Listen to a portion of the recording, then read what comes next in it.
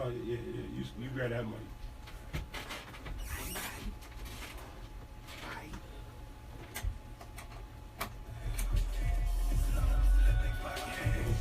Check. That one ain't up. Check. That one's up. Mic check. 1, check. Yeah, we good. You in there? Yeah. Back of my head. I gotta start sitting over here, man. Yeah. Is this thing on? Yes, sir. What up? Yeah. You know what it is when you hear that voice. It's the Local Celebrities Radio Podcast. It's your host, Dante, a.k.a. D's and your T's and your Meezies. Yeah. That's on Twitter. A.k.a. I am Mr. Cut the Crap on Facebook. A.k.a. Mr. Extra in real life. Yup. And then I am Fat Boy Swag on Instagram. Me and this bitch. Let's go. All right. It's your boy Beasley. St. Paul, what up? Minneapolis, what up? Can't even call it the early. It ain't the comeback, but it's the comeback. It's been Don't call it a comeback. Don't call it a comeback, kid. But yeah, it's your boy B, man. A.k.a. Mommy's boy. A.k.a. your boy's boy. A.k.a. Puerto Rico. A.k.a. Mayweather's going for the win. That's it. What up, man? I'm a special guest today. You know what it is. No hesitation on y'all. DJ Enferno in the building, Mr. A.k.a. I Kill Clubs, Okay. Mr. A.k.a. Burn Your Whole City Down, Okay. Mr. A.k.a. Give your mom AIDS, take it back, then get it again, Oh, and then I shit. set it free, and then I take it back one more time and tell her we good, because I got that Magic Johnson touch. Y'all know what it is, man. Let's go. Hey, I think that was the illest shit I think I ever heard in my life. He just trumped Man, us on. yeah, AKA, this is not your show, brother. Yeah, this is you. This is all you. This is all you. Hey, man, that was incredible. You want to interview us now? That was incredible. that was incredible. That was incredible. That was magic. That was 24 karat magic like a motherfucker. Man, that's what's Like up, a man. We motherfucker. back after hiatus and shit. Always, you know what I'm man. saying? Coming And, back stronger than ever. Full circle. What up, Gene Pool? Summer vacation. Punk ass nigga. So, I want you to come on the show. I'm starting shit. We've been on summer vacation. What's the deal with Gene Pool, man? What happened? What happened? Tell them what happened. We did the Renegade episode, and we kept saying full circle because like a lot of the stories we were telling, you know, they were coming full circle from like damn, we were talking about one thing, come back like, oh damn, you know, everything's connected. So we kept saying full circle. We named the episode Full Circle. And he had commented on it like, oh, what's up with Full Circle? What y'all trying to say or something like What's that? the question marks? Yeah, Like, because he had an album called Full Circle back in the day. You know what I'm saying? And so I don't know if he thought we were biting or what. Yeah.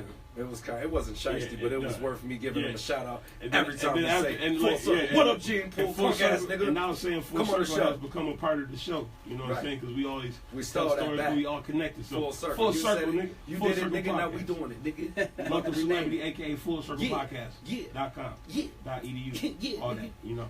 Hold on, big shout out to G in the background over here running the boards, eating chicken fries. Chicken fry. What is chicken fry? The hell? What you eat, man? Yeah, what is chicken fry? Let's see. French fries. I'm about to say you eat Burger King products, man. You lied to us, man. You ain't woke. Sleep. He got fries cooked in lard over there. Everybody eating plant life. That's it, man. No more meat. I'm almost about to do it. Did you see the documentary? Yeah, you see it? Man. Yeah, you know that shit had me worked up for one day. Right. Nigga, then I got a whole The bunch hunger? of meat. Yeah, the hunger came back. In my freezer. Nigga, Ravenous. what we had for dinner. Right. We got some motherfucking chicken in there. Yeah, man, I don't know, man. Fuck that shit. I don't know. Yeah, I don't. Man, we all gonna I die agree to anyway, disagree. bro. You know what I'm saying, man? Everything in moderation. We be all set on what's gonna kill us, man. Right. Anything could kill us. Nigga, you stop eating meat, right? Then you're gonna get hit by a car, and you're gonna be like, damn, I could have had a burger before I got hit by this peanut butter car. G. Peanut butter, garden burgers. What people gotta realize with stuff like that is literally everybody to each his own. Just because you know you being a vegan works for you and it's healthy for you and it works for your body and your body type and how your internal organs work, don't mean it might work for me. I might stop eating meat and my body shut down because you know what I'm saying. You don't know. It's you got to live life experiment, so you got to try stuff out. You can't just to each his follow. You can't just with your health. You can't just follow the leaders. Right. But I do believe there's truth in all that shit. I'm sure like meat ain't good for just the way they process our food. Like I said, in moderation. I'm sure it is fucked up. I mean, shit. If we was out here shooting spears and catching it ourselves, it might be a different story. Right. They do that shit in St. Paul. Shout out to the Hmong community. Yeah. Let's go. Raising their own food. Shit. Chickens and roosters. Goats, nigga. We'd be done if we had to farm our own food. Everything. It'd be a rat. It'd be tight if we had to farm. Niggas be eating veggies for real. Yeah. Then we would be vegetarian. Right. I ain't never tried the all veggie diet, but I'm about to try it. They got me scared. They got me, G. They got me. That's what I said. I was scared for like one day, bro. Right. That shit wore off. I was like, cause I'm like I said, bro. I just went grocery shopping there. I got a freezer full of food. And no such thing as a fat vegan though. There's no fat vegans. Where's one fat vegetarian nigga? The dude in the movie, the black dude, he was a chubby nigga. That nigga eats meat. The doctor dude? The black yeah, that nigga eats meat. So he fucking so why the brother gotta be the only one to eat meat, nigga? Because he just went vegan 20 minutes before. For the documentary and shit. Right. He was the chunkiest one. What you eating, man? You is eating chicken fries, man. Man, you got some fried fries. We thought he was woke. We got some battered fries. Yeah, that shit look good. Arcadia, I never heard of it. Oh, next door? I'm hungry. I know when I put up the African place was smelling good as hell. Oh, yeah? That's what's popping tonight? All right. We on that shit already? Go get your meat platter. Go get your platter? It's halal. It's good for you, bro. I like halal. And I like the gyro meat, nigga. Yeah. Yeah, that's my shit. Yeah, that's what I'm saying, man. Fuck that documentary, bro. Fuck that. Like I said, I was amped up for one day. I was like, man, fuck that shit. And what you supposed to eat? Nigga, beans and everything that grows out the ground. Plant everything that grows in trees and out the ground. See, then we talked about this before. Then you get like broccoli and spinach and shit. Then that shit ain't even natural. That's like man-made vegetables. Yeah, they pretty much just shot it. So we fuck these. They try to beef up the farming industry, but that's dope. Shout out to America on that shit. That bullshit, nigga. And we about to go to war. Shit's fucked up, nigga. And so nigga went to Puerto Rico. Shit's nice, man. How you been, man? You the guest today. What's going on in the DJ life? Life of a DJ. It's your turn. Shit. Who's the hottest DJ in the Twin Cities right now? And don't say yourself. Or if you're feeling yourself, say yourself. If you are the hottest DJ, let it be known. Let us know. Okay, let me ask y'all this. What makes the hottest DJ? What are the requirements? A nigga that plays all the local shit. And that takes money to play anything at any time. Oh, nobody's hot there because that's not even happening right now. Why not? Ain't that how niggas get it? Nobody play. Can't nobody come to you. They really want me to get started. We gonna go there. We gonna go there first. We going there. But we gonna right take now, one word of mouth, niggas is saying D Mill's the hottest DJ. Why? Because he's doing all the fucking shows. He's on all the shit. Is it politics? Because he's white? Because he's got the connections? He's putting the work. How do you feel? So I'm gonna tell you this. What makes him better than you? I'll give you this. Shout out to D Mill and E Mill though too. Y'all know I'm a real ass nigga. I'll sound off. So. Y'all right now, y'all know D-Mill, y'all know me, y'all know Advance, y'all know Ray Mill, y'all can bring up all the old cats from the late 90s, the early 2000s that ain't even here no more, that ain't even in the clubs. You tell me what DJ you know besides me that came on, never fell off. Fundraiser. I ain't never, DJ Fundraiser. ever, but he not DJ off. More than 3 nights a week. That's what I'm saying. DJ Fundraiser. What do you got to say about that? From the outside looking in, I would say it's the 2-man race. You and D-Mill. That's what we want to say. Who's DJ Advance fucked up. Who's Oh shit. Vance ain't always had it. I ain't say Vance like skill wise. Oh yeah, skill wise, Vance is. We're talking about that skill. You gotta have skill. But like the problem is. I'm talking about work. I'm talking about work. You gotta stay active. Oh, I'll give you this. Vance does a lot of shit behind the scenes for a lot of local artists and stuff in Atlanta. He's behind the scenes. Gino, like Vance on the mixing and mastering and doing all that stuff with the artists. He's just not in the forefront with it. D Mill's been. As far as like mixtape DJs and working with local artists, he's been that way because he has a solid studio set up and had it for years, and he had all the ins and outs. He knew all the good people. Like so in that aspect, D-Mill works. I would never take that for him. Right. But like the crazy thing about it, we in 2 different realms. I didn't like he came from that local artist because his whole group used to rap. So he came from that thing. That. Who's the hottest black DJ?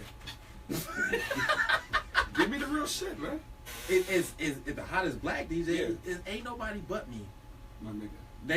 I'm not finna play with that. That's confidence. I'm not finna play with that. Ray Seville. Hey, Ray Seville is not black. Yes. Let me quit. Like Hollywood Hot Rod. Shit. Yeah, you about to get all the old cast. Man, they're about to be knocking at the door. Look, so somebody at the door right now. DJ Ed Ski. Oh shit. DJ Boogie. Where is he at, man? Hey, last I heard about Boogie, it was some wildness, some touching booty issues, some little booties. How long have you been DJing, man? Dateline Predator. Damn, Boogie. For how long I've been DJing, to be honest, it's like a blur. So, but if I had to give it, it's at least 10 years. All right, check this out. When you start getting paid, that's where. Previous to DJing, though, was you rapping? Did you have anything else to do with music besides DJ? Well, the real reason why I started DJing, I came from SGC, strictly getting cash. Platinum Mind Entertainment. We was buzzing the city, Street Kings, this and that. Right. We're all behind the scenes, and I always had the ability to rap. Make beats, produce, engineer, but we all were capable. We all were dope at it. And as far as rapping goes, I wasn't whack, but I wasn't hottest. And we had a lot of killer MCs in our camp. Right. Ask Mujah. He know. It was hard for him to hang out. He couldn't. The lyrics. You know what I'm saying? It was a lot of monsters in it. So I went and said, okay. We all putting our little 2 cents in the pot and doing this stuff. We all can do this, but let me go find something that I can do that no one else is doing. And I had already had one thing that made me a good DJ right away, even before I learned the skill, was I have an ear for music. Good music, bad music, and I can pick it out. I still do it to this day. I'll hear an artist's album, this is about to blow. This is this next single. This is this. This is going, and I was always able to do it, and I always had a bunch of music. So I went and bought me a little $300 DJ in the box, 2 turntables, a cheap mixer, and a mic, and 2 little speakers. Right. Yes, all that was $300. So that's how cheap that shit was. But you fuck with vinyl though, right? Oh yeah, I started with vinyl. Now can you blend and do all that shit? Because like I know a lot of DJs. I got a DJ, and like from what I hear and what I assume, DJs don't really respect the niggas that are doing the shit. Too much electronic shit. Yeah, you can do it, but you know what I'm saying? There's a classic DJ, then there's the new school shit. The niggas like me. I'm a DJ. I got an iPod, nigga. I can play 80 songs in a row to keep the party jumping. Like, you know what I'm saying? Is that still a DJ? This like is niggas like Khaled and shit? Like, you know, niggas just screaming in the back. Khaled didn't know how to DJ at first, but he learned skill. He can actually use turntables. Okay. So my thing is, if you don't DJ, if you just literally play songs, right, and then yell and scream over the songs, don't put DJ in front of your name.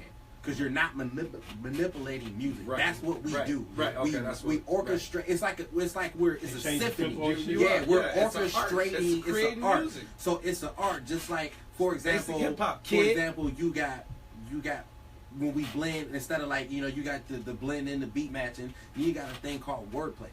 So like, and what's his name? Who started it? DJ AM is the one that kind of started the wordplay. So, for example, you start like how the Kendrick songs go, like or you start on the Well, yeah, in a sense. So, for example, let's say there's a song that got the word booty in it, or birthday. So let's say I can play Luke. It's your birthday. It's your birthday. It's your birthday. Now take that. It's your birthday. Right. It's your birth. You're playing off of the theme, the birthday. Right. Like if you can't even do that, but they still you're have not. To Like you still like gotta have the tempo and everything. But if you gotta you're have the vast knowledge of music. Yeah, that to too. Be a DJ. If you're I'm not saying, manipulating the new music, like I'm a DJ. I don't consider you as a DJ. I don't care what you're using. Right. If you're not manipulating it and doing something different than just playing the song, right, then you're not a DJ. You're a button pusher. That's interesting you say that because but sometimes I'll be getting annoyed when DJs be speeding up the songs and shit. And you be in the club and this shit they got That's part of the blend, though. I know. I never looked at it like you just told me that shit. Right. Sometimes I'll be just like, man, what the fuck? They gonna spread this shit up. That's part of the blend. But the thing is, you're supposed to be able to do it in a way. I guarantee you, I can speed up a song, and you so into partying and dancing, you would even never know that I didn't sped it up 2 different tempos just to blend it in with this next coming song. And that's what the beauty of a DJ. Like in the clubs, for example, we're supposed to take you on a trip. So it's literally supposed to be like a roller coaster. So you come in, it's cool, it's mellow, get your drinks, you're vibing out, this and that. And throughout the night progress, it gets hyper. Then we get you to this high point where everything is boom, boom, boom, club is cracking. Then we might bring you down a little bit, just a little bit, not all the way, but just a little bit. Then we bring you back up with all the new stuff. Then we come back and play all the slow jams, the new and the old. It's a process. So, and a lot of these new DJs don't understand that process. They just want to play all the hot songs right away. They want to just play the reoccurring hits. Like, nah, sometimes it's finding that special gem. Just like last night when I was DJing. We partying, it's a cool little crowd. I dropped Curtis Mayfield, Pusha Man, 70s joint. And a crowd full of 80s and 90s babies. They looking at me like, what? But how I mix it in with Meek Mill's song Dope Dealer. Pusha Man, Dope Dealer, wordplay. You know what I'm saying? And then they're like, oh, I got it, yeah. You know what I'm saying? It's a vibe. Like, you gotta give people a vibe. And that's what, like, for example, that's what I'm dope at. That's what Advance is dope at. That's what Ray Mill is dope at. We're dope at giving you a vibe, a roller coaster. D Mill is dope, but like the thing is, like, but it's when white DJs DJ with black music, it's not the same. So you saying he don't have soul? No, he ain't got rhythm. There's no rhythm to his DJ. Skill wise, he can DJ. Shots? No. It ain't no shot. It ain't no shot because it's the equivalent of the same thing. With me playing a bunch of country music, I can play it, but it's not the same as me giving you a vibe, a feeling. Just like, for example, I'll give you an example. D Mill would never drop No More Pain in the club, Tupac. But if I played it in the club, I don't think he will. I disagree. He might not even have it right now. Here's my thing. Throughout the whole journey and experience that the DJs are providing, when does the local nigga come up to you and be like, yo, fam, play this shit, it's hot? And who's playing and who's not playing? Should you play it? Should you not play it? So do you play local shit? Oh yeah. Let's go there. Let's go there. Ever hearing it? Let's go there. I got it. Let's go there. We're going there. Last night, I got $50. Last night you DJ, did you play any local song? Tell the truth. Nope. Wasn't the crowd. You just said 80, 90s, baby. Chime in. Rap niggas chime in right now. This is the problem. The crowd. Minnesota hip hop. We have no outlets from the DJs. No. I'm gonna tell you. No local support. Now, this is where you're going too far. I'm gonna tell you something. I'm just the voice, man. Let's break down the artists. We support a lot of local artists. I got a lot of local artists that sit and tell you, if I post something right now, yeah, I mess with Inferno, I fuck with him, he play my shit every time. I walk in the club, I give thanks to Inferno. And that goes back to Dooch doing open mics.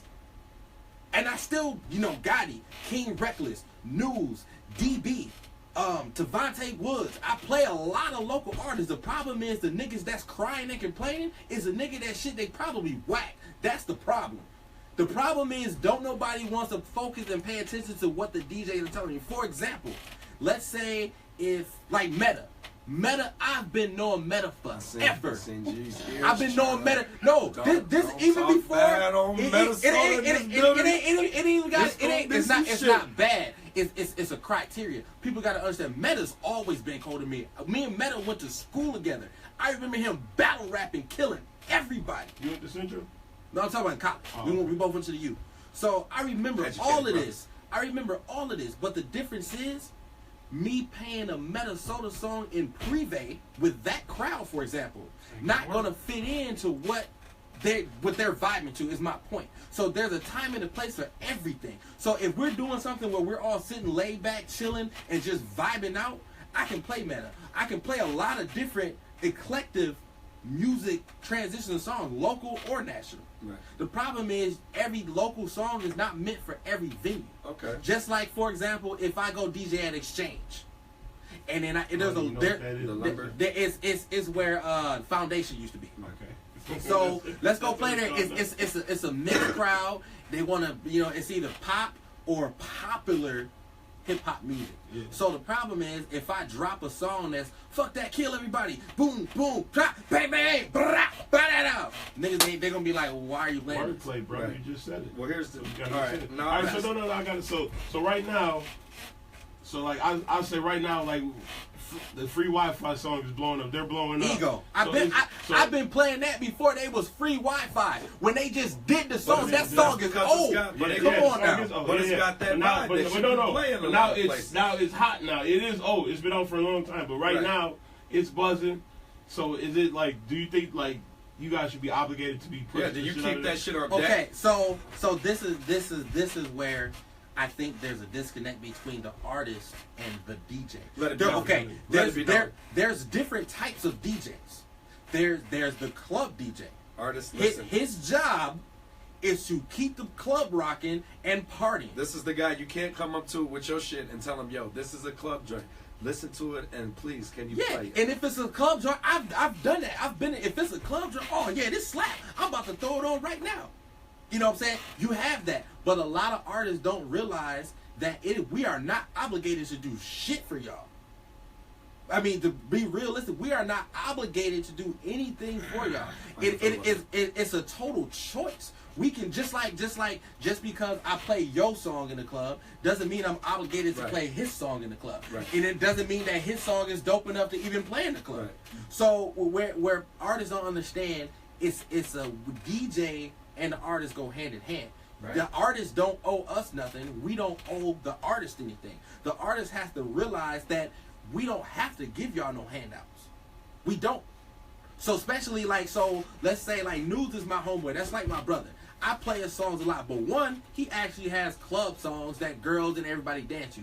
But two, everybody feels like because I only play it and support him. No, I'm actually harder on him with his music because I know him. This is weak, bro. You gotta I can't play this. This and that. So it's a difference. Like we don't have to do it. It is a choice and we choose to. Coming from an artist perspective though, like really a lot of cats the consensual sense is a lot of cats feel like a lot of the local DJs won't play their shit unless it's a lot of favoritism being played in the game and shit like that. And I know. And you gotta earn your keep and shit like that. But like literally, how many requests does it take for you to be like, yo, how many people have to come up to you and be like, yo, play this shit, play this shit, play this shit? You know, people requesting local shit. Yeah, okay. So usually 10 times out of 10, the person that's requesting the local artist is the local artist. Exactly. So this is where artists have to learn. If you really want a DJ to play your shit, put your shit in the position that the DJ has to come looking for you to find it. Well, that's why I brought up the Wi-Fi shit, because their shit is like buzzing right now. That shit's hot right now. Like I said, it's an old song, but it's old to us, new to everybody else that hasn't been in the know. So that's why I'm asking for in that particular. Like you see them on BET and shit, you see that you signed a deal. So I'll say, do you feel like an obligation? Let's say just to them. It ain't like you ain't gotta have no political or friendship with them. Just the fact that they're buzzing right now. And if you could do any little thing to help another artist from Minnesota blow up. As far as out of town and shit like that. So the thing is, when it comes to that, it all comes down to, like, you have to look at it just like you just hit a good topic from the artist perspective. Let me hit you from the DJ perspective. So let's say you as an artist, let's use Freewifi for example. Let's say I'm one of 5 DJs. We all busting our heads trying to make sure no matter where we at, no matter what radio we mixing for, we putting their song and we doing everything we can as far as getting their song out on our end. So let's say Freewifi blow up, get signed to wherever and get the $30 million. They go. Right. I'm talking about they go big. Let's say they go Kendrick big. All right. What do we get out of it as a DJ?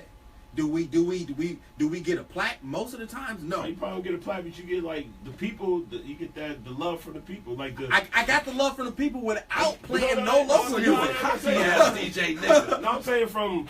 So that's what I'm saying, man. Who's gonna break that motherfucking mold, man? Like I know that's how DJs feel and shit, but like, dude, like you gotta feel like I feel like we in this together. DJs and rappers, we crying to y'all niggas. Y'all niggas ain't supporting the artists. Shit started with the DJ and the rapper.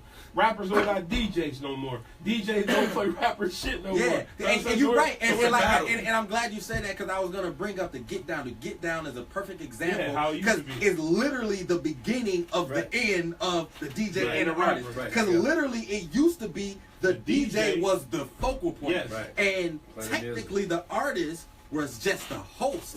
But the hosting got from little phrases to whole 8 bars, 16 bars, you know what I'm saying? And then you got songs.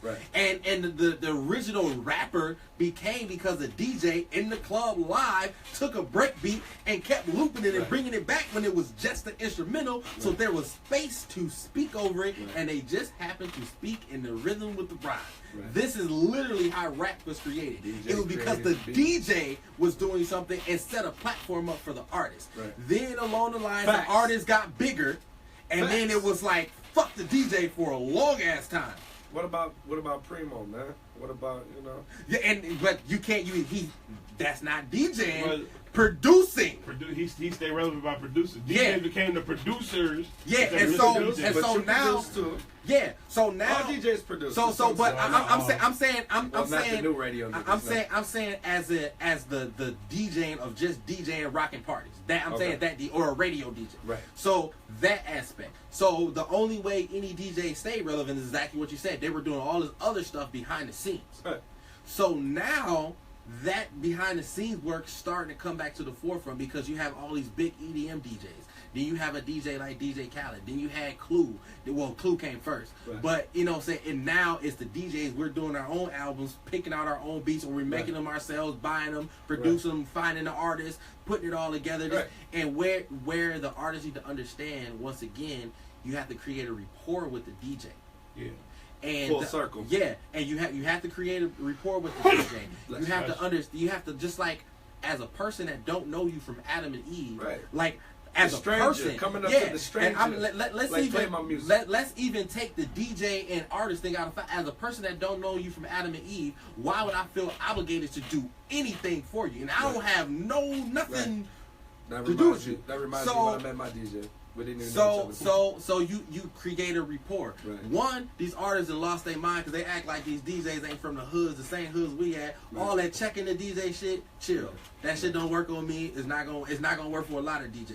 You can't punk a DJ into playing your song. But like I said, back to the original thing, what these artists have to do. I'm about to say, you remember House Party when he knocked in the table? But like it goes back to the original thing where you have the artists have to realize if you have to put your music in a position to where people are requesting it, to where it's popping and it's banging enough that the DJ has to figure out how to get your music. Right. But the only way that happens, that means you got to stop making music for you and your homeboys. So you just basically got to make the club shit. So to bring it all full circle, local artists are lacking, bro. That nigga gonna some money for this. There's a lot of artists with potential. There's a lot.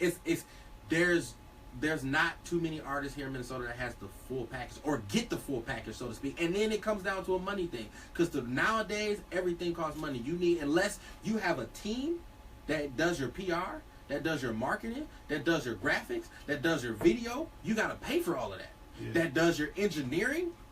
And like, I don't care what you say. Yeah, there's a lot of rappers that can record and engineer. It's still not the same as a person that has an outside ear, listen to your music, that may hear something in your voice, in your sound, that they can tweak and make better that you don't hear. That's the whole point of having a person that's engineering, mixing, and mastering. That's the whole point of it. So it's artists have to realize it's the whole package. Just making the song is not the end of it. You have to make the song, make sure the song sounds right, and then keep retweaking the song. Then you have to let the city, the people know about your song. So for example, this is a gem that I was told by, I forgot who it came. I want to say it was Genuine's manager. When I asked him like, so what's the good things and the qualities if an artist trying to get on and make, when they perform live, what things they need to do? He said, first of all, have product.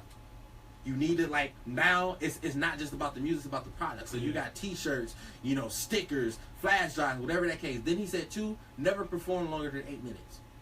Always perform. If you got a single that you're pushing, push that single. Always perform it. Come out. So you know how most artists that's known, when they come out, they do their little cool little hits, and then towards the end of their set, that's when they do the big ones. Yeah.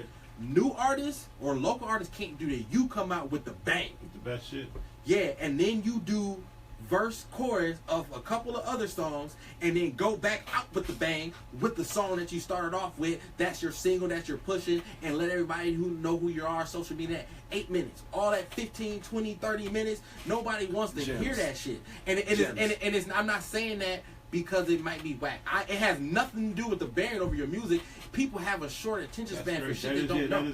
That is fucked up, because I just realized that when I went to the show last time. My attention span is short to the moment. Yeah, it is, man. Like, more than 2 songs from the nigga. Yeah, I'm ready to go. I'm like, all right, let's go get Come a on, break the setup. But that's fucked up, man. Why do we think like that? And it's just come fast and both. Yeah, but first off, you got to remember, if you're at a concert, you're really not there. Most of the people, for the local people, they're there for. So people get bored with some. Like I said, it goes back to some shit that they don't know. Right. Yeah. Like, and so let's say, and that's the thing. You have to get your music out and let people know it. And then this also ties into. I know it's gonna come up at some point.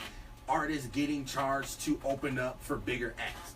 This all ties into it. As a promoter, if you already buzzing in the streets, you already have a crowd. So I don't need to charge you because I know I'm gonna make money off you because you have people that gonna come just for you to have a draw. A lot of these artists don't realize that, and this is why you get charged. Right. But to me, even as a promoter, yes, as a promoter, it puts money in my pocket. Right. But at the same time, I would literally sit and tell you, I don't think you should pay to open up. I think you should spend that money on your marketing, promotion, and mixing and mastering. Right. So a person like me, even as a DJ, y'all doing this show, y'all should put so-and-so on it because he gonna, bring the crowd and he promote his ass off. Don't even charge, just let's let him open up. Give him 8 minutes. Right. Gems. Just that simple. Right.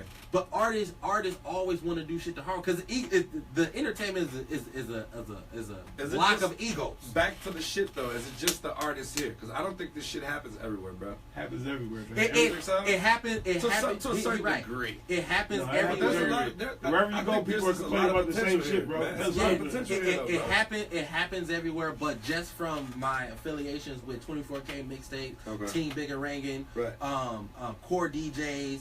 Just from those affiliations and having conferences with all these artists and DJs that's coming out of different cities, the crazy thing about it, down south, New York DJs, and a little bit of West Coast, I mean, the artists, they're willing to spend money behind themselves. Yeah. So they pay to get their mixtape hosted. Yeah, definitely. They pay to get it marketed and promoted the right way. They're willing to spend the money. The artists, for some reason here, don't want to spend it. They think everybody's supposed to give them hand. And let me just rephrase it. It's not just here. A lot of artists. Right. They just think that everybody's supposed to give them a handout. Like, and as a DJ, I would tell them straight up, nobody gave me shit. Ain't nobody buy a fucking piece of equipment for me. Right. Ain't nobody begged to get into clubs and DJ for free for X amount of years until I was on. That was all me. So what makes you think that someone owes you anything? You still got to put in the work. People can help you, but you still have to put in work too on top of that help. I think from an artist perspective, bro, I think artists just get frustrated, bro, because everything, like same you say, everything costs.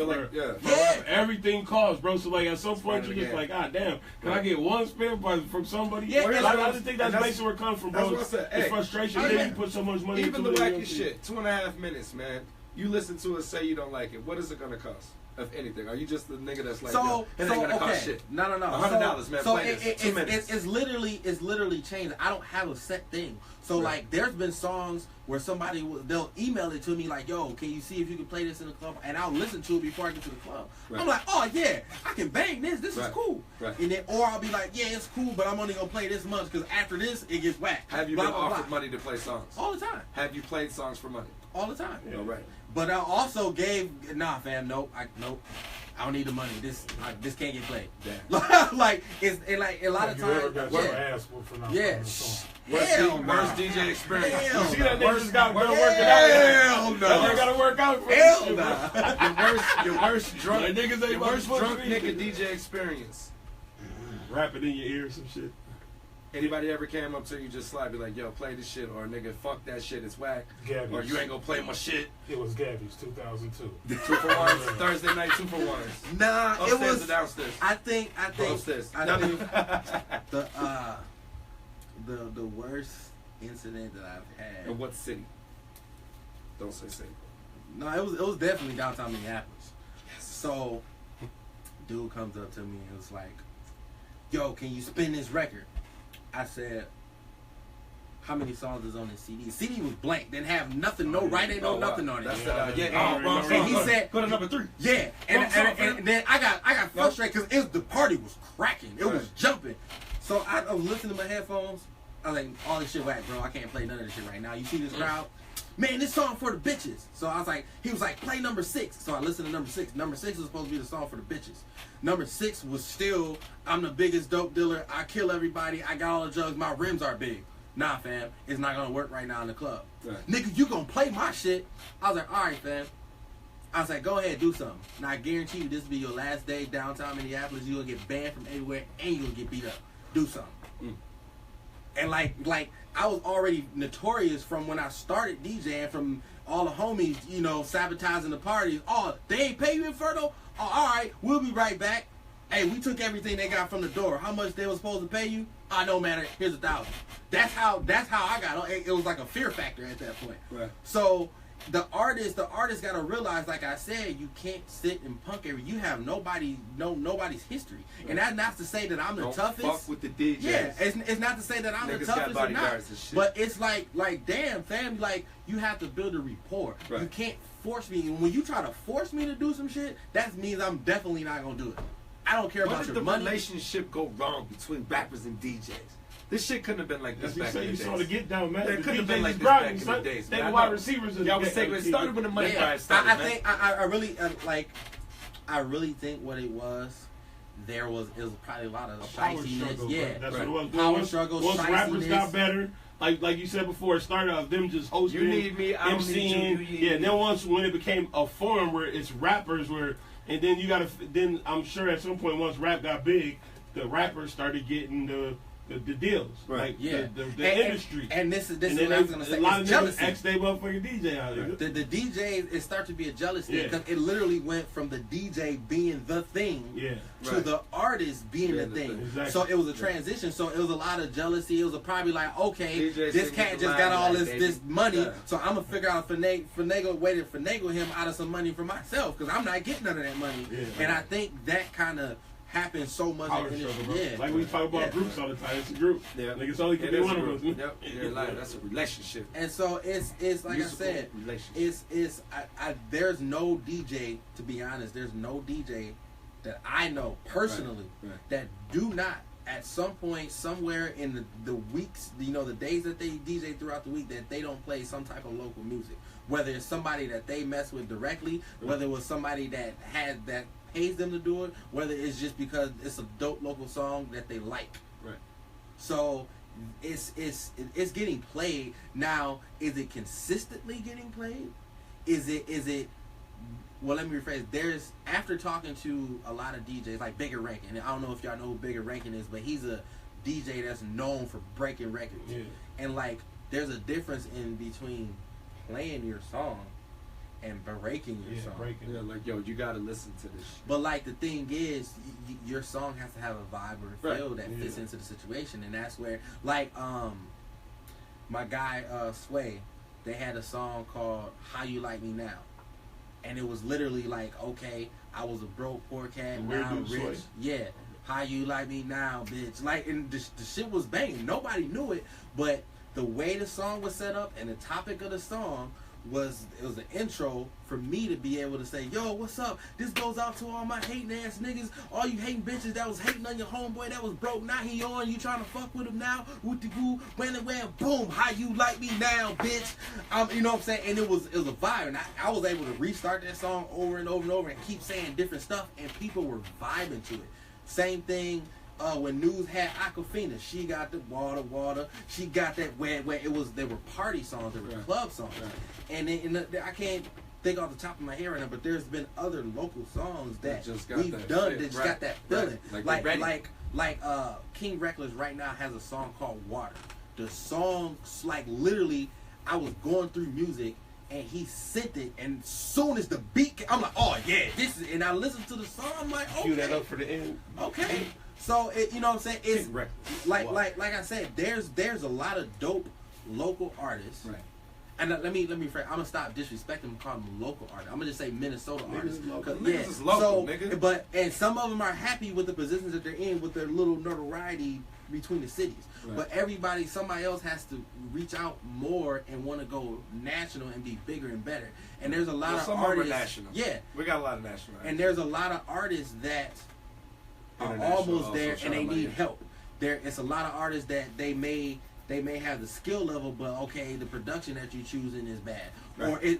Or like artists have to understand nowadays you have to be the whole package, because now major record labels ain't finding that diamond in the rough and molding that diamond into this big gigantic thing. They're taking stuff that's already set and just putting money behind it. That's what they're doing now. So this is why, deals? Yeah. So this is why you got to put yourself in position and make it a point to do everything you can do on your end. So take all your resources, take whatever money that you can spend on it, and do that. So therefore, you're in a position. So now you know for a fact, I have to go get someone else that's going to take me from point A to point B. Then that person's resources and money is going to end, and they have to go higher. And it literally goes like that. It's like right now, I can get cats on satellite radio, I can get cats on national tours and all that, but a lot of that shit costs money. You got $25,000 right now, I can do a lot for you, and I don't get a dime from it. Holla at this man. And I don't get a dime from it. Like people, you know, say people when people get prices, they think somebody's always trying to get over them.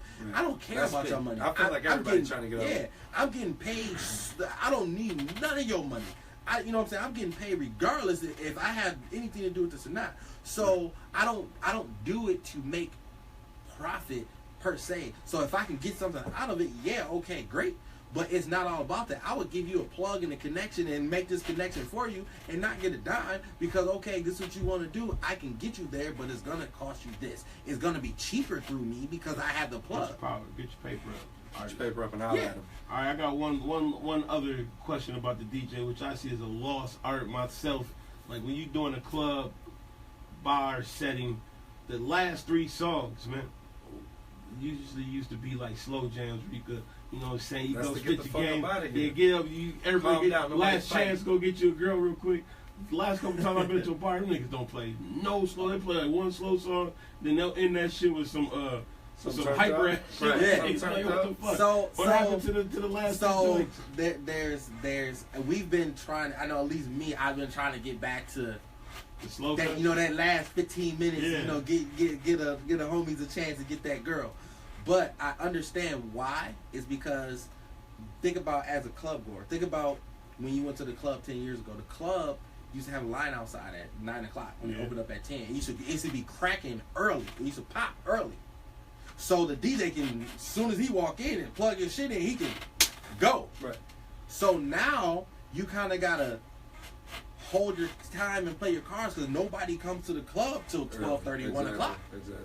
So between 12:30, 1 o'clock, I mean, then when 1 o'clock hit, that's that. Midnight? Yeah, shit, that's man, that. That's like 2 hours. Yeah, and so for an hour, right? And so as a club DJ right now, most of the time when I DJ, the club is literally, unless it's a concert. Yeah. If it's just a regular club party night, most of the time is whack trash until 11:30. Then people start tricking in. What's your favorite venue? Favorite venue to DJ at? Favorite venue? Yep. Favorite club here. Or what club would you like to DJ at that you ever? I done DJed everywhere. But I think you my XL or Target Center. Them ain't clubs though. Well, I mean, have you done any events at the? Yeah. Okay, at both. Not XL. Not XL. Okay. So they don't do much rap shit anyways. It's usually when they do shows and that big, they usually don't even have an actual DJ. They probably got like a house DJ or some shit. But like, I think it has to be a mixture between Privé and Exchange. Reason being, well, one Augies, because my relationship with the owners, the security, the people that work there at Privé and Augies is like, it's the relationship that makes it fun and dope. But like as far as venues and sound systems and all that, Exchange. I don't know. Y'all gotta go. I haven't been there since been Exchange. That shit is a different club every year. Every year is a different case. The sound, and of course, First Avenue in a long time. Yeah, and First Avenue is like it's like dope. Like I feel like that's every Minnesota's DJ dream to at some point, somewhere in your career that you DJ at First Ave. Right. It's a staple. Right. So First Ave is always gonna be dope. But like I'm a it's like I have Minnesota Hip Hop Awards. I have to be like a people person because, like I said, this industry is literally, like you said, is people say it's favoritism, but it's relationships. Right. So just like right now, if someone wants to come DJ at Privé, if you talk to the owner, you talk to the manager, you know what they're gonna say? What? Talk to Enferno, see what he say about you. Send him a mixtape. Do this because they it's the trust that they have in me, but it's also the relation. They're not saying that they wouldn't hire you. They're just saying, okay, you got something. You know what I'm saying? What can you do that's gonna add to it? They gotta get a gig the days you ain't working. I think G can get up in there. I think G can get up in there. Oh yeah, G got the word. G got the word. on Fridays. But nah, it's niggas doing security there too. But like I feel like Everywhere. Minnesota, we have security. a lot of potential. Minnesota security. And right now, if any local artist that's listening to this, any local businesses, anybody that's Minnesota, this is the period, local celebrity podcast. They all local. get your shit together. Shout out to Australia. Make sure you get on point and start setting whatever you're gonna choose to do for Super Bowl weekend or that 10 days. Do everything you need to do now. So all these artists is talking about they don't. You gotta remember, it's gonna be a lot of people that can possibly help and get your stuff. Right. So you need all your CDs, your flash drives, your hats, your underwear, your socks, your flags. You need all your stickers. You need all of that stuff, and you need to get on and then be out here. The real hustlers, you know what I'm saying? Shit. Yeah. Fancy Ray gonna be down there. So yeah, and all purple. Like, we need to get him on the podcast. And think about it. Fancy Ray. Ray. The hottest DJ out here too, man. He got 10 eyes in his name. Don't give me that. No, I will say this about Tip. Black people. I will say this about Tip. He is the hottest DJ. When I first met Tip, he couldn't DJ at all. Like there was no skill to it. But the thing was, Tip came in. So however he set his team up that he works with, and his marketability. And and he came in with down that First crowd. Avenue. He got a following. That's what got him to where he was. Yeah, his shit multiplied. So because he 50 to 100 to 200 to 400 to 6. So he built it up big. Like he had that crowd before he was, because he did some promotion he was working. Auto perm shit. Yeah, he was working. And so with the audio perm, you got connections with a lot of people. You got connections to magazines. You got connections to articles.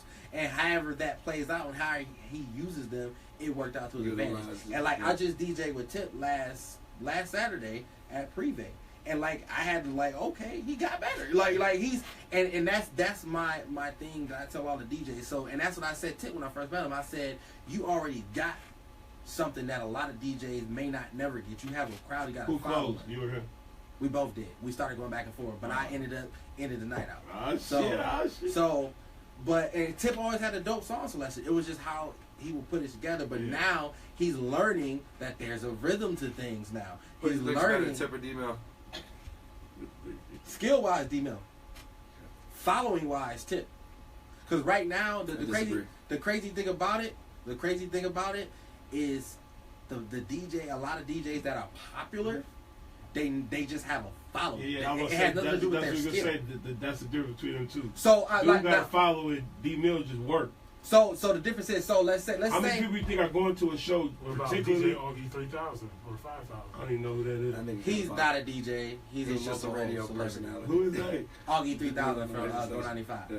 So this is the thing with D-Mill. He's DJing every night at Augie now. Get out of it. Augie's at Augie's. Hey, it might work. But no, the thing is with D-Mill, like right now, present time, if Tip throws a party and D-Mill throws a party, Tip shit's banging. And the parties are at two clubs that's right next door to each other, more people are going to go to Tip's party. Ain't no you been downtown St. Paul for some D-Mill events? But yeah, no.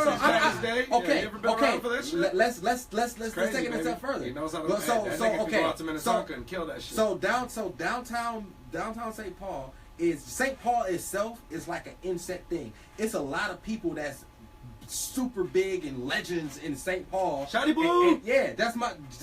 I was gonna say Shotty Boo. R.I.P. Shotty Boo. Shotty Boo was part of Platinum Eye. Shotty know who I was before I even started DJ. Right. So you know what I'm saying. So you know Big Papa and everybody else. That was the other big nigga that was always there. So it's if you let's try to get a neutral area. So let's not even consider St. Paul, because I don't even know where Tip's from. Right. But from Southside. Yeah, if there's a neutral city and two neutral clubs, D-Mill was DJing, Tip was DJing, more people are going to go see Tip. One, because his crowd's younger. And they go out more and party. Like when Tip... So is this a young man's game? It's always about the new and upcoming, just like a rap. It's always about the new and upcoming. Young people got time to go out. Old niggas like us. Yeah. So I'll give you an example. So I have like my following is like all over the place. So I got young people, I got old people and everything else.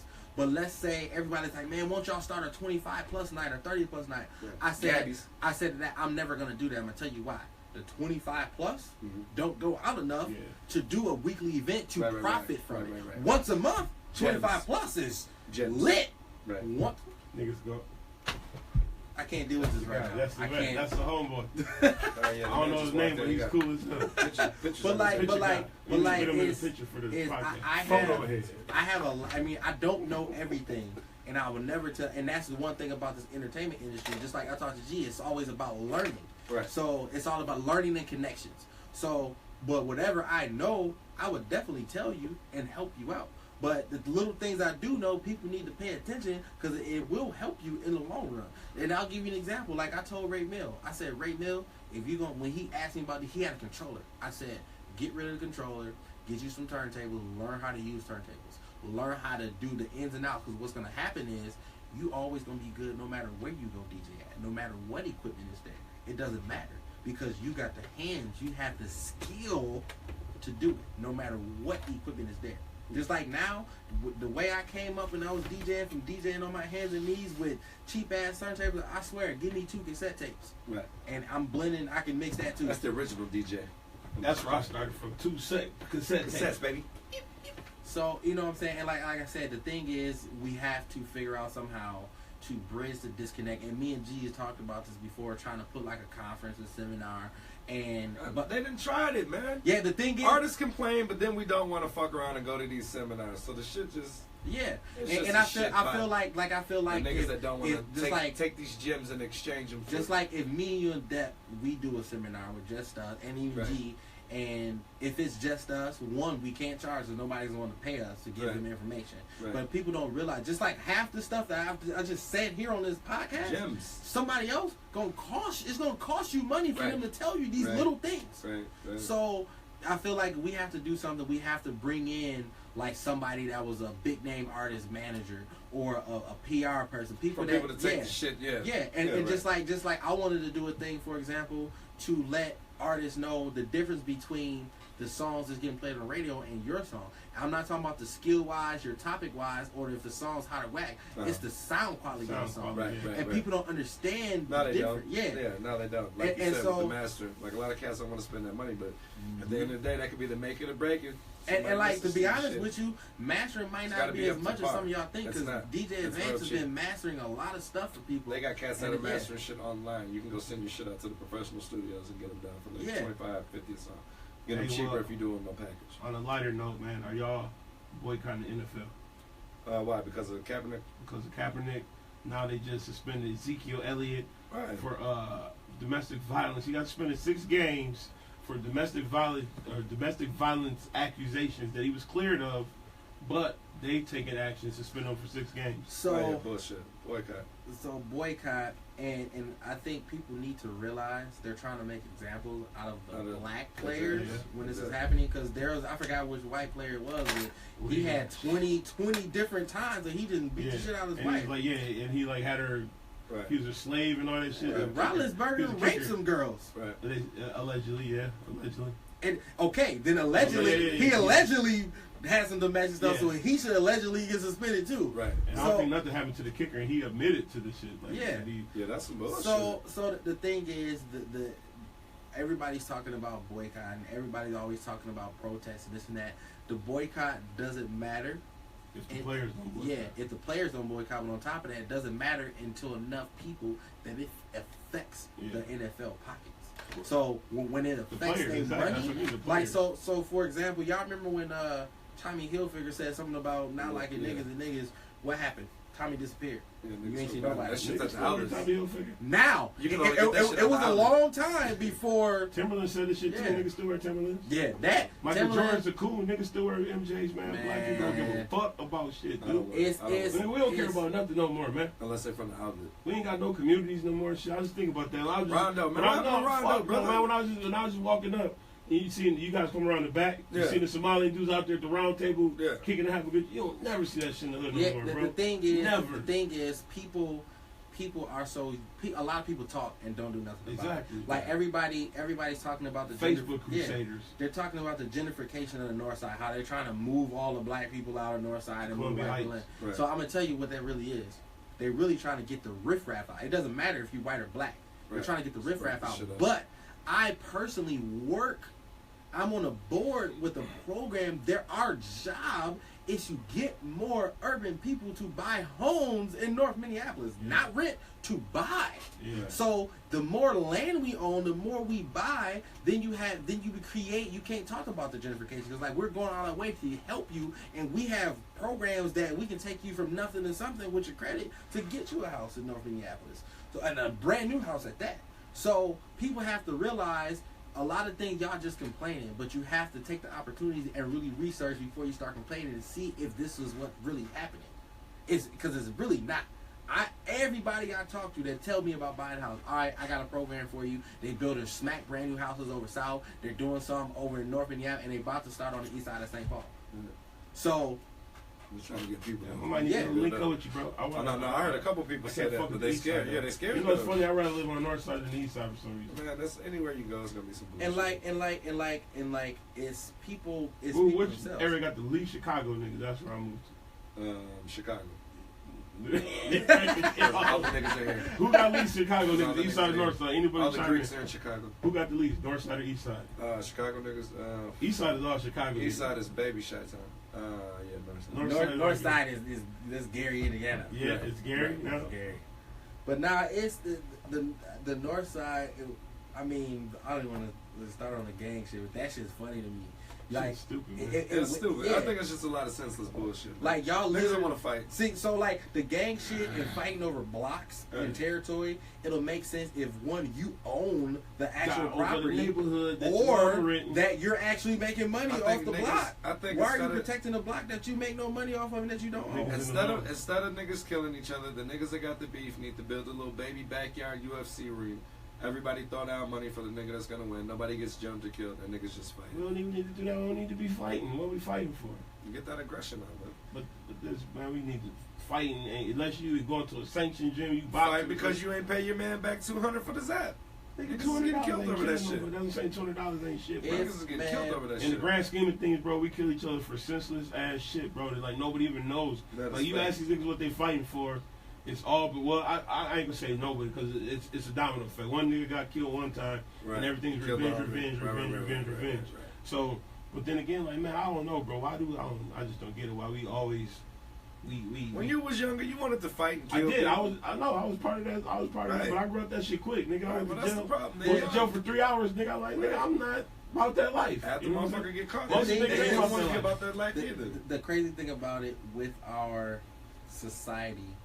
We live and die and breed drama, and this has been in the works and fear. Yeah, this has been in the works for over 300 years. Yeah. We didn't really start this way, so this has been a whole plot to set up this formula. I'm not going to go into it like that. We need to go into it. So it goes it's like hey. Yeah, so it's formatted first, bro. Right. Definitely. And it's really been set up to where when everybody talks about the Willie Lynch theory, this and that, how fake it is. Niggas say niggas. Yeah, I said, think about some of the stuff that was said. Everything might be true. And I said, think about some of the things he said. Everything that he said about how the first thing that you do is take the grandchildren away from the grandparents. That takes away the knowledge because the grandparents already knew.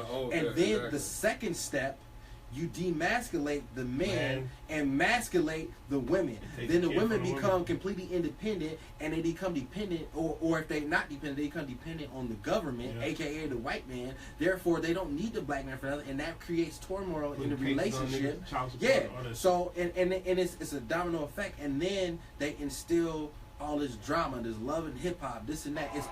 But we cater to it because we watch it, and that's because what we want to see and feel. Right. And then it comes down to is everybody wants to be tough for whatever. Just like I posted something on Facebook the other day. I was like, I see why half y'all get beat up and shot at all the time because I've been making it a point to every black person I've seen, no matter where I'm at, to give them the head nod. What up? You know what I'm saying? I've been doing that, and then you got some cats just Yeah, too cool. Like, all right, so what if I was just a crazy dude and just what? Or maybe it's a dude that I owe something to. Bow. You know what I'm saying? Even the head nod is lost, bro. Sometimes you go up, them niggas go down. Like, man, yeah. what the fuck? like you know what I'm saying? You know what I'm saying? Like you nod up, but like I was always taught. My dad taught me. He was like, you nod up because you nod to a fellow king because you a king. So. You know what I'm saying? It's like, dog, like, I feel like just that, I challenge every person that's listening to this iPod right now, every black person, every time you see another black male, giving them what up head nod. Everybody starts doing, I guarantee you, I feel like it'll put a lighter thing in their heart if it's. So I used to do that shit at work. I've been, like whenever I see a new black dude at work, I used to always go out my way to speak to him. Like, man, what up, tell him the ins and outs. But now, niggas be acting funky. Like, I don't even know how to person. Get away from me. Like, I'm new here. You know what I'm saying? Like, damn, bro. Like, all right, I'll let you live. So I give the niggas they cushion. I let them learn it for themselves a little bit. Then I use like, hey, how you liking it? You know what I mean? But I don't know, man. Motherfuckers just like standoffish as hell now, bro. Like, or just like or I wouldn't even say standoffish, or it's like not, don't even need you. Like, oh, no, I'm gonna be over here with these white people over here learning the job. It's everybody is on the self-empowerment kick. And it's like nobody wants to be in a position that they need anybody. I mean, look at the female. They woke. Oh, you know what I'm saying? You tried it. I don't need this, and I don't need it. I'm independent. Blah blah blah. Everything is based off of everything is based off of we don't need each other. You know what I'm saying? Niggas got the internet. I'm not the one to play with. I'm this, I'm that. It's all this bravado shit. You know what I'm saying? And it's women have been women have become it's like a role reversal going on. Men are becoming feminized and women are becoming masculine. Yeah. Like they feel like they got to be tougher, and niggas don't. That's what I'm saying. You said niggas want to be tough. Then again, niggas don't want to be tough either. It's like a weird fucking contrast. You got those there, and it's like the overcompensating their toughness with lack of everything else. Like knowledge or just the skills, like so they gotta be tough. You know what I mean? That's all I got left is to be tough. All this, my cutoff game is this, this and that. Fall back game is impeccable. Like 7 out of 10 of y'all talking about my girl back game strong, my cutoff game that's strong. a cry out for love. And you back with the same dude making lovey-dovey. And they got 2 baby daddies. That's a cry for love. Your fall back game. Like the thing is, our society is built. I mean, to be honest, right now society is full of lames, and lames are running the industry. Lames are dictating what we do, and nobody's realistic. Not just with the world; they're not realistic with themselves. Exactly. That's where the problem occurs. Well, somebody redefined the term "real nigga," and a lot of cats went for it. That's real niggas. There ain't no real nigga, man. It is. They're still. You know, that's what I say. Most of the time, niggas say they are real niggas. Whenever you gotta, most of the real niggas are entering the age of 40. Yeah, exactly. Unless you gotta implement what you are, you ain't that, bro. If you gotta keep telling people you tough, you ain't that. If you gotta keep saying you're a real nigga, you ain't motherfuckers that survived the 90s. But you know, a lot of times, like it goes back to that whole my cutoff game. So you gotta keep saying that. You gotta keep telling people that because you trying to convince yourself. I mean, dudes are saying this shit too. It ain't just girls. The singles fuck people like, oh man, you know, they trying to comfort that blow. Like you singles fuck, you lonely right now. You about to. That's the but not social world that we live in. Like it's like they're so it's an extreme. It's either everybody feels like you're supposed to give them everything, you're supposed to hand them everything, everything's supposed to be handed to them, or they feel like they don't need nobody for nothing, they do everything on their own. There's no mid game, and that mid game is what's missing. It's kind of like the mid range jumper in the NBA. It's lost, but that's always that money maker. That's the money maker. It's the go to. So people gotta understand, we're all not rolling. So just because my relationship with you is different don't mean I have to go when I deal with this person I deal with them the same way I deal with you. Everybody's different. People need to learn themselves, and they need to learn how to deal with different people. Everybody's not the same. So like, you know, it sounds corny, but I read this book a long time ago. It's called The 5 Love Languages. And if you take the word love out of it, literally, this book teaches you in a sense how to understand people. So just like, for example, some women, the way you show them love is buying them shit. Some women, the way you show them love is just spending time with them. Some women, the way you show them love, it's, you know, so it's different ways. So what people have to realize, if you apply that same concept to life, the same way, just like it comes, like even we go back to the DJ and the artist. The way you approach one DJ may have worked for that DJ. Right. You need to understand the type of person I am as a person to understand that your approach has to be a little different than the way you approach that DJ to get what you're trying to get done. See what I'm saying? And that apply that to life, just period. Just like think about all the girlfriends or wives or whatever you've had. Right. You can't if you treated all of them the same, it's still not going to be the same result. You know what I'm saying? Because they're all different people. You have to treat them. No, everybody. No. They're kind of similar. Yeah, you fucking with Becky's. Yeah, I fuck with all type of women. That's what I said. I don't even like. That's one thing where people like, oh, white women and black women are different. Man, women are all the same, bro. Kind of different, but kind of not. Yeah, and like that, like the society be killing me. Like it's all about you, bro. You're the denominator. So let's say you was just with some chick and you cheated on that chick, but now you with a new chick, and let's say it's a year later. You're with this new chick, and however you feel this new chick, you don't feel that need or necessity or urge to go smash somebody else. This is all you want. You know what's gonna happen? That old chick gonna hit this new chick up. And, oh yeah, girl, he cheated on me. This, and that, and blah blah blah blah blah. So now you gotta over-explain yourself to the new chick I did with her. I ain't cheated on you yet, girl. Yeah, you know what I'm saying? It's like, damn, now you didn't put a sour seed in my whole situation because of how I dealt with you. She not you. Our relationship is different. Like, you've been cool so far. Yo, and the words of a nigga I know named Gene Pool, full circle, baby. Full circle. Hey, the great Gene Pool. You gotta treat him how you want to be treated. We're about to get that shit tatted. Like a no, you gotta get the recycle. Get full circle, inner circle. Full circle, hell yeah. With quote Gene Pool. Oh, like bro, yeah, full circle written in a circle. with the little quote with the cited by Gene Pool. But yeah, let me give a shout out to the local artists that are willing to listen and help, and even if you don't take full advantage of it, even if you don't have the money, you understand some of the things that you need to do. Like, for example, DJs, we need DJ service packs. So that means when you send out our song, have it tagged right so we can see the name and the artist. Make sure that you have graphics. Make sure that, if possible, you got a clean, dirty, instrumental, and acapella so we can kind of play with it, tweak it, do stuff that work for us in the club. You know what I'm saying? And that's just a basic essential to help artists start out, because, so let's say if you do send me your song and I play it, in the club, people start asking me, who is it? Oh, that's so-and-so. Follow him on Instagram. He got a whole bunch of other stuff that's hot. Or let's say if I put it in one of the mini radio mixes I do for a radio station out of state. The radio station hits me like, yo, what was this song that was played? Oh, here, I'll email you all the information. Here's this. You know what I'm saying? Artists need to be ready for that. Right. A lot of artists won't even go to that. Yeah, they don't. And to me, that's something little to do. It is. And it doesn't cost you anything to do. A lot of people don't know, though, man. Yeah, Game, you gotta sell them these gems, man. Like you said, a lot of places, cash, you have to pay for this shit. I mean, Dante Pedro just chimed in and said, "What's up?" What's up? What up, Pedro? Pedro, stop picking fights on Facebook. He said, "Play his shit, son." He said, "That nigga still."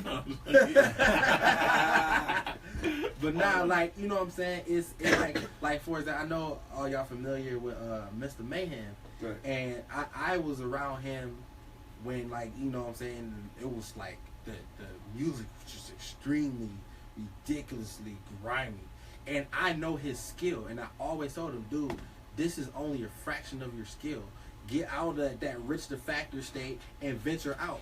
And I'm like, he did a song with Yaya. I'm like, he was like, man, this is cold. It was a feel good. I'm like, yeah, you like that. So now imagine you don't have to downgrade your hoodness or your toughness or this and that in your music, right. But you still can incorporate it. Right. I said you don't have to do be fabulous and do a girly R&B type song all the time, but these are the things. It makes it more broad. You broaden your fan base, right. And like I said, the hood is cool, but the hood, a lot of them ain't coming out to see the shows. No. A lot of them, they're not buying the album. Right. they want to get it free. They want you to give it to them and download it. I said, you do something that goes mainstream in the radio, people come looking for you, search for it, and pay the $10 to download your album and this and that. Not saying that that's not happening for him, period, but it's like, never, as an artist, and same thing as a DJ, never put yourself in a bucket, in a hole, to where you're in this square that people only know is this. You got to think outside the box. You know what I'm saying? Just like with the music. Ain't nobody, think about the Migos. They thought outside the box, and that weird ass, crazy, hyped ass style that they having fun with. You can say all that mumble rap shit all you want, but they getting paid. You can say the same thing about who got level of bamboozle? You tell that bamboozle? Yes. Who got level of bamboozle? That's because they thought outside the box. I look like I got level of bamboozle. So, you know what I'm saying? And like them or not, just like there's a lot of music that I play in the clubs right now that I personally don't like, but as a DJ, you have to understand your personal opinion don't always correlate and coincide with your professional opinion. Right. I can be like, I hate this song, but the crowd loving it, cracking. So what song right now you played that you hate? I know it's that EXO, because I wasn't really feeling that at first. It's cool now. It's the topic's a little. I like the shit at first. Yeah, I like the shit. Oh. And so, and you know what else? That fucking Logic song where you talking about what's this old morbid ass song? Yeah, those two songs. And see, and they're radio songs. Right. And see, but and that's where I was talking to somebody like that's the disconnect between the radio and the clubs. The stuff that's always popping on the radio. It's not always. It's not club shit. Exactly. Like I don't want to hear about dying in the club. Niggas die in the club enough. Right. But back to what I was getting at. When we was talking about the slow jams, I think that's why there's so much violence after the bar. Because it ain't in this song. We ain't ending on a soft note. Yeah, exactly. Niggas is leaving to tear the club up. Right. Like if you play that last 15 minutes to calm niggas' blood pressure down, play them slow jams, get the niggas that ain't about fuck with the women out, because they gonna leave early. Then the niggas are serious about getting that game on. They gonna stay to the end, and that's gonna eliminate all the violence. Now, okay. From there. I agree, but at the same time, I gotta disagree. Just as a DJ, watching the crowd from the DJ booth. Let's say if I've DJ'd 10 times and a fight broke out these 10 times. 8 times out of 10, we were playing slow music. Yeah, right. What, somebody got somebody's girl or something? Remember the shootout that happened in Soundbar? Yeah. I literally played Kelly Rowland Motivation, and I played Beyonce Drunken Love back to back. I remember this night. And then whop. Trying to get at somebody's girl in the club. Yeah. So it's to be honest with you, it's literally ignorant people and liquor. Yeah. And then so-called beefs. And then you got. Nigga, I don't want to dance right now with no women. Yeah, like it's and people don't, you know what I'm saying. And like I got a saying in all these, and it's getting bigger. And I started shouting it out in all our clubs. Say it. Only broke ass niggas, broke ass bitches like to fight in the club. I agree. You say that before the fight, and if the fight breaks out, you say that everybody like, yeah, we trying to party. Fuck them niggas. Nah, don't fuck them niggas. Just understand that they some broke ass niggas and some broke ass bitches. Cause if I got money, I spent money in this club. I done pop bottles. I'm here to have fun. All that tough shit. I came from an era. All the tough shit. Okay, I see you and your homeboys. We outside with it. Or we didn't even go to the club. We was in the era where we was rolling up, coming around the corner in the car, hopping out on niggas. It never was in the club. Like that shit's dead. It's too many innocent bystanders. There's too many people here trying to have fun. There's too many females. It's too much dumb shit that happens in the club. And this is one of the other reasons why people like the club itself is just it's like dying out in a sense. And you know what I'm saying? Or people only support certain people, this and that, because so much stuff. I just don't fuck with downtown Minneapolis, man. That shit is a danger zone. I feel for my life every time I go. That's a danger zone. I don't feel for my life, but like I said, but every time I go down there, it feels like I feel like it's 50-50. I gotta fuck somebody else. Right, 50-50. But niggas just be out there on nonsense, yeah.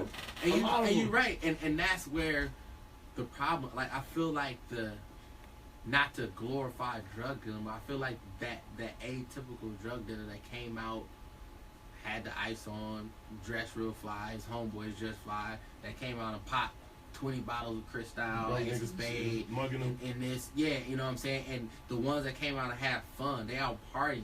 And the only reason why they end up getting into it because somebody's jealous that they're partying and they got the money to party. But other than that, it's like that smooth that smooth type feeling has left the club. Literally everybody wants to either they want to be bad and bougie, like they're too good to be in the club, stuck up, or they want to be hood. Or like Pop said, the fake lit community, where the people be in the club just on their phone, just chilling, not even doing nothing. Then they get lit for the camera. We in the club. And like, then right when the camera go off, right back to their pose. And social media, in a sense, has ruined the club. Oh yeah. Well, I didn't even say the club. They ruined the experience in general. Like I still get enjoyment. Like we go to the movies all the time. I like going to the movies and seeing something on the big screens, the drama, the problem. Now everybody just want to be the first one to get it and watch it on their phone. And give spoilers and shit. Right. You know what I'm saying? Like, just because, okay, cool, you watched it. That don't mean, you know what I'm saying? Power spoiler motherfuckers out there. So, it's the social media has helped in a sense, but it also has hindered. Like, you got to think, like, Snapchat. Think about, I can get on Snapchat right now. We can all get in that corner behind the turntable, turn the music up, and we can make it look like we're in a club, like it's popping. Right. And then dude over there can be on Snapchat and make it look like it's trash, and all of a sudden, nobody knows if they, like, that thing to... Should we go to the club? Should we not go to the club? It used to be y'all had to all call each other or all text each other. No, you had to go you had to all meet up. Now people watch snaps, and if they don't see the particular thing they want to see on the snap, they're not going. And like it's messed up that way. Social media is fucked up. Yeah, but you know what though? I like to take advantage of it. So shout out to everybody that went to the last 3 concerts that I didn't go to. You got to snapped everything. Yeah, I didn't even have to leave the house. It was beautiful. It was beautiful. I guess social media. I'm a perfect nigga for social media because I like to be social without being social. Right. But then like it's fucked up our social settings completely. Like people can't even enjoy themselves anymore without being on their fucking phone. I'm guilty of it, and I hate when I catch myself like just now. If we didn't have these mics in front of us, if we were just here having a casual conversation. More than everybody be on their phone right now, but we be talking. On our phone, like, oh yeah, life, man. And then we'll incorporate some shit we just saw. Phones are life. Well, somebody just posted on Facebook or Snapchat. We'll incorporate that into what we're talking about right now. Like man, put that motherfucking phone. And that's where it's kind of like it's like the gift of the curse. No, it's definitely a curse, bro. It's definitely a curse. And I hate when you got a conversation, but it's like, oh. And like they bring it up, like, oh, did you see what somebody posted on Facebook? I saw what you posted on Facebook the other day. It was in the day. That was we right here in the live in the right now. And that's the thing. Shit. And that's the thing now. That's all that there is to talk about because no one goes and does anything to experience. That's because of the phones, man. Back in the days, you had to talk to people and find out where you're going. There was GPS and niggas know everything. Shout out to whoever's running Facebook now.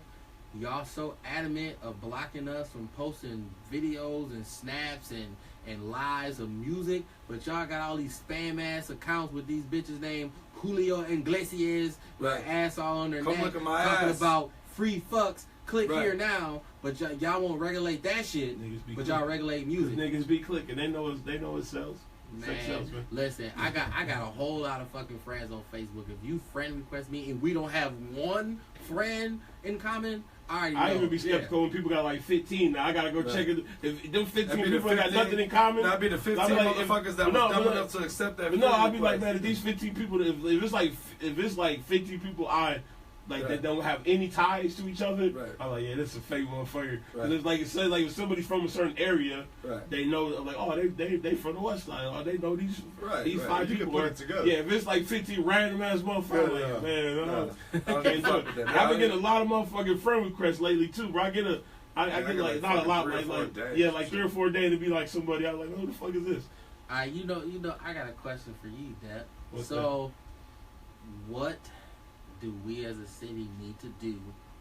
Don't say it. And what type of things we need to do in the background to do the Twin Cities Hip Hop Awards and do it the right way? Because like, you know, I was around in that era when y'all first started it. Yeah. So and the idea was always dope, but then you have, you know, voting issues, which it may or may not have been out of your control. It was just everybody's complaints. You know what I'm saying? And it's like, how do we get rid of those complaints? There's not a foolproof way to do it. People's voting, the voting shit is like, people's complaints ain't gonna stop, bro. That's what I'm learning. No matter what, complaints ain't stopping, bro. Like, and that's the thing. People complain about everything, no matter what, whether it was true or not. You got Minneapolis people saying, "Oh, this bias to St. Paul people." You got St. Paul people saying it's biased to Minneapolis people. You got Southside people saying it's biased to, oh, you only fuck with the North Side. North Side people say you only fuck with the South Side. White people say you only fuck with black people. Black people say you only fuck with white people.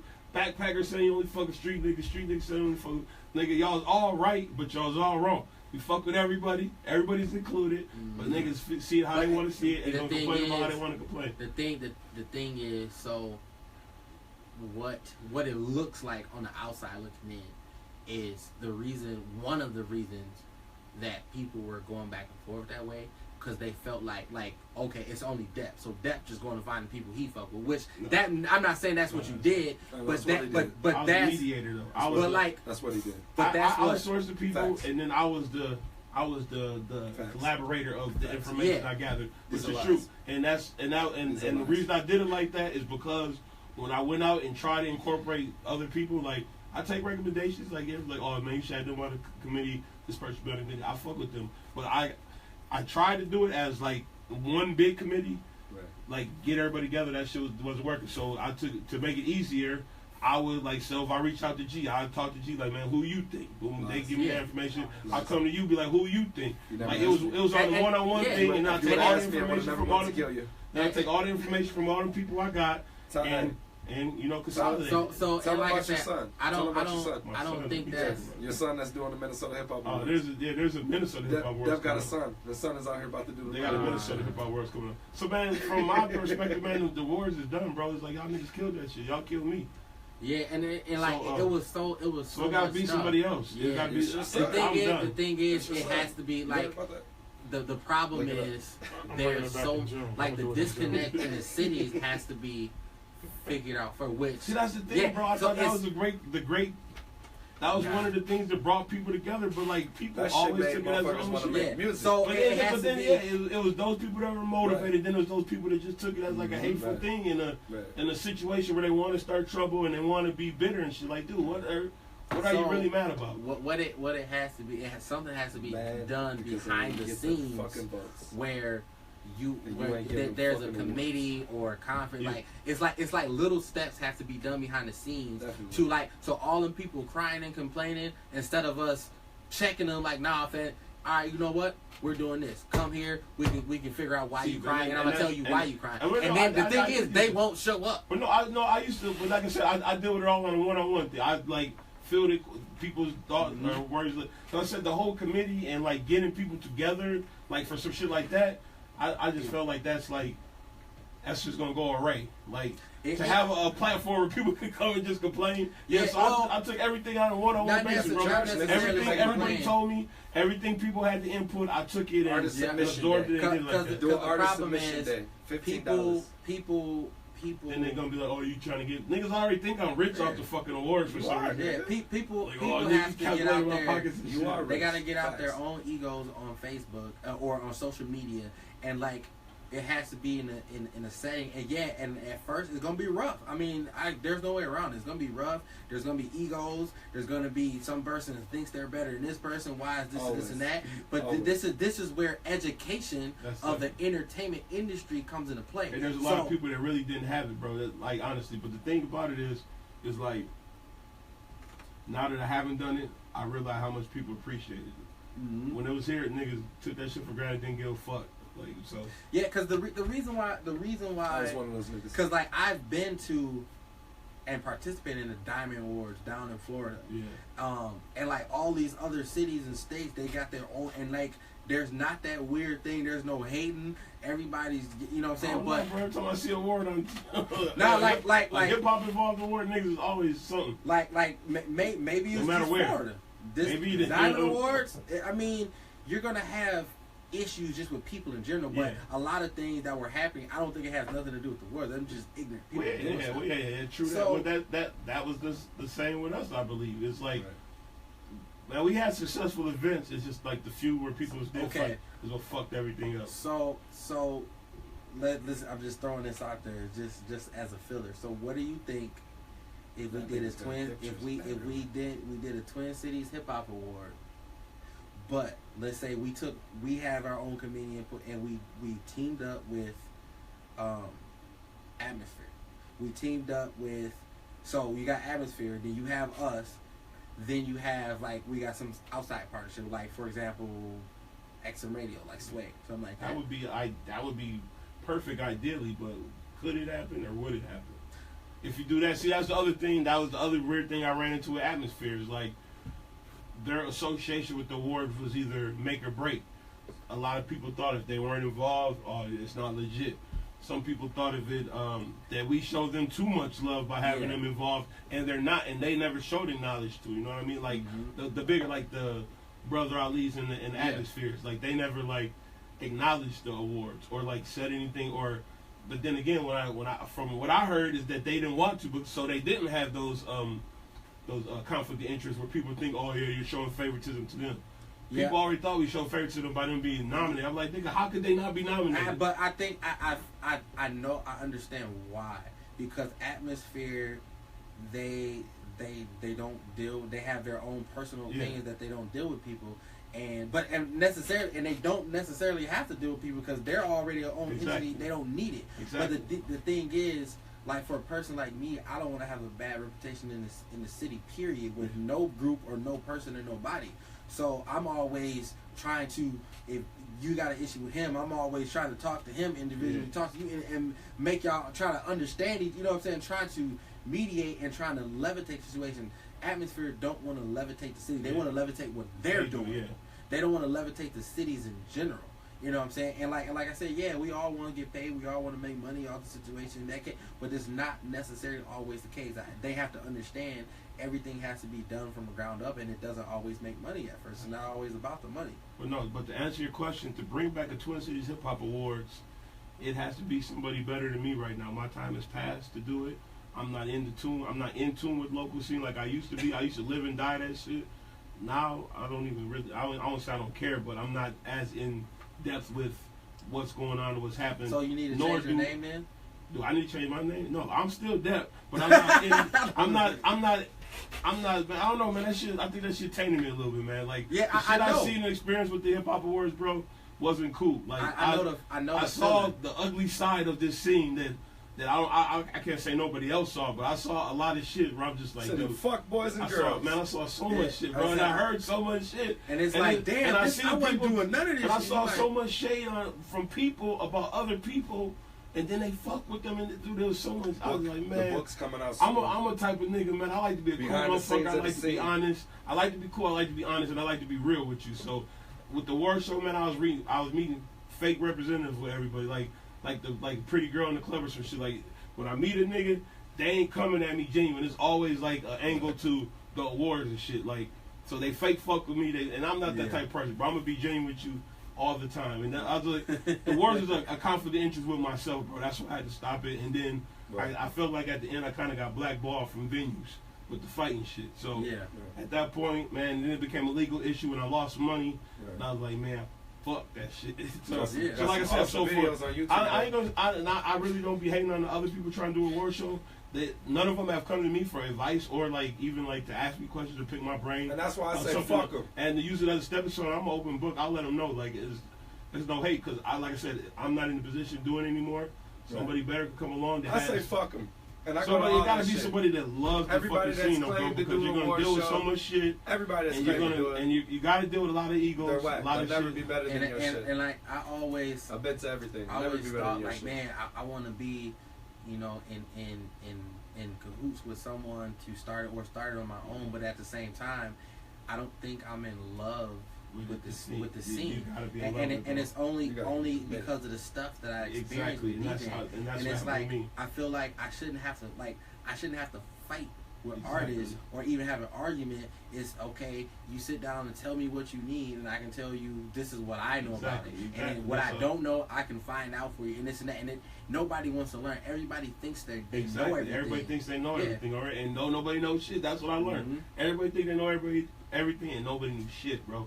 Like, so that's why I was like, man, like, that's what it's like I said, there's gotta be somebody, they gotta love to sing. So anybody listening that's thinking about doing it, the dude that wants to do it now, bro, you gotta really love this scene. You gotta have thick ass skin.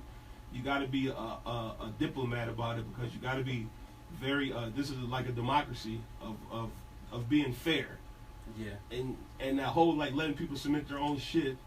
that ain't gonna work, bro, because it's gonna be a clusterfuck. You gotta get you a committee or trusted people that you could have as advisors or a committee to that are in tap into the scene. So you gotta go verse. Like when I was doing it, I had reached out to radio people, DJs, hosts, some rappers. Actually some of my best intel came from some rappers. Like they was out there and they gave me like, damn, like y'all motherfuckers. Like I be talking to radio motherfuckers, they don't even know half these people, but you know what I'm saying? Yeah. So like you gotta weed out people and you gotta weed out the shit, and like so that's what I said. What I used to do is I send out my ballots to the people I knew was in the know or was told was in the know. I sent out a ballot with every category, let them name up to 5 people. So I take those names and like consolidate them. Like, I sit there and count one for this person, all by myself. Just consolidate all that shit. And put it out. So whoever say we got the best kept secret, or that one was kind of because people go random as fuck with that one. But like St. Paul Mary, those was usually consistent. Like those ones were easier to do because people stayed on they were easier to identify than like say the best kept secret and like not next up was cool. It was like the middle ones like best kept secret, most slept on type shit like that. It was like. That's open. That's kind of subjective to. I'm gonna tell you what's gonna happen. It's gonna be somebody that's gonna come here from a different state and do it. Hey, but and then somehow and they gonna do exactly what you already did. And then it's gonna be a different look to it. You know what I'm saying? People are all. It's like people here in Minnesota, the artists in Minnesota, everybody's full of excuses. Exactly. And they never look at themselves. Oh, dude only got on because of this, or so and so only getting this song played in the song because he's this. Like, nah, fam, it's not always that case. Yeah. Sometimes, did you ever realize your shit just might be whack? Like, you know how many niggas they say pay me, bro? Like, yeah. Like, I'm gonna come clean. There's only one person ever paid me anything, and they didn't even pay me for no perform or for no award, or a nigga paid me to move up in the lineup. Muja when we did he wanted to go right after Abstract Pack killed. He's like, bro, I gotta go out right now. The nigga gave me like $40. That's the only time nigga ever gave me anything. And he was already about to. I just moved him up in front of one person. Like he was already like 2 people removed to perform. Like, can I perform right now? Like, man, I got $40. Like, fuck it, go on right now. Yeah, that's it. And like I said, so all y'all other niggas back. Lying. So to all y'all artists out here. Shut the fuck up. Right. And work. That's all you do. That's where I wanted to get to too, bro. Like I don't even. We ain't ready for another award show yet. Like same shit you talking about. Like niggas trying to get in and get on. We ain't ready for. I think everybody just needs to focus on themselves. This is the one thing I do think people need to focus on themselves with. It's just perfecting their music, man. Make the best fucking music you can make where it's undeniable. Mm-hmm. Like there's too many questions out there. It's like, is my shit good? You need verification, and you need a boost from other people. Fuck all that. Fuck the awards. Fuck if DJs is playing your shit. Make your shit good where it's gonna be undeniable. Where we gotta come to you. Like I said, like the Wi-Fi shit. Like when that song first came out, niggas want to fuck with it. Now the masses is fucking with it, and now we're fucking with it. That's what you gotta do, man. They got the perfect. Yeah. They got the perfect formula right now, as far as I can see. And the thing is, even though it took them getting signed to get it over that hump, but at the same time, what they've done, to be honest, you can do that without being signed. Yeah, you can do that. And so the artists they spend so much energy of wondering why and hating on somebody else, or wondering why they don't have a plug here, or someone won't help them out. Fuck all of that.